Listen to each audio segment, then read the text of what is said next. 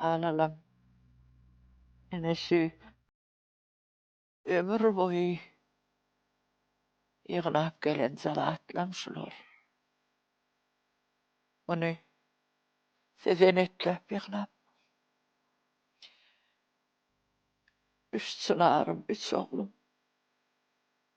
Üç olup denize paylaşın oğlum. Kocaluğunuzu ağzı bir saklan. Boğazınızı avaha saklan. Ağzı bir olun. Kalkın adam. Özden salman Allah'ım. Gidiverin. Gidiver elmece. Gidiverin oğlum. Var ya sağ ol Ece.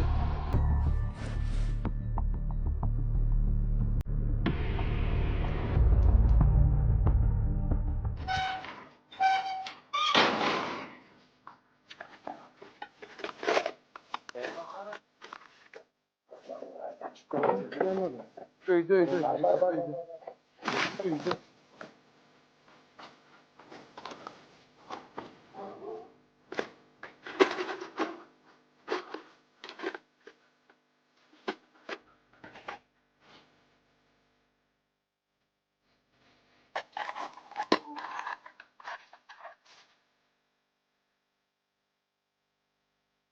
Hani şu ayrışma yoksa Ne uçağım?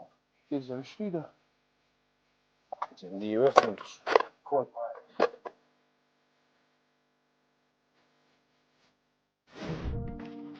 Gece. Gece selamun aleyküm. Aleykümselam balam. Ne oluyor Gece falan? Tüllüm balam. Oo. Ne oluyor Gece falan? Gel sen ova. Birden beyle ne oluyor? Ecene şeytti de özüme duyman kaldım oğlum ne balon ne. Balam. Doğunluğunu su vaktisini yığınan altın kumuşluğum vardı. Sonu verdi. Son içinde senin payın vardır. O zatlar ovaran ne? Bana şumaten kağılanga da kılacağım. Gör, hastaxana edeli ödün var ködüreyne sizan. Gör, beyt yatmasana zahan mezem. Doktorlar ne mi dedi? Sağlıklara bağlı minni. Oğlum, ben sana bir hakikat aytmalı. Hakikat?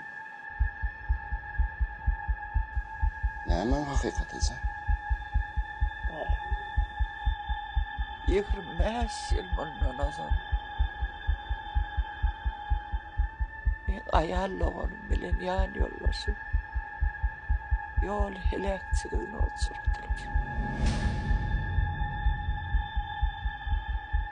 Olon heni Çiğleden çıkmadık. Nefes yarlar.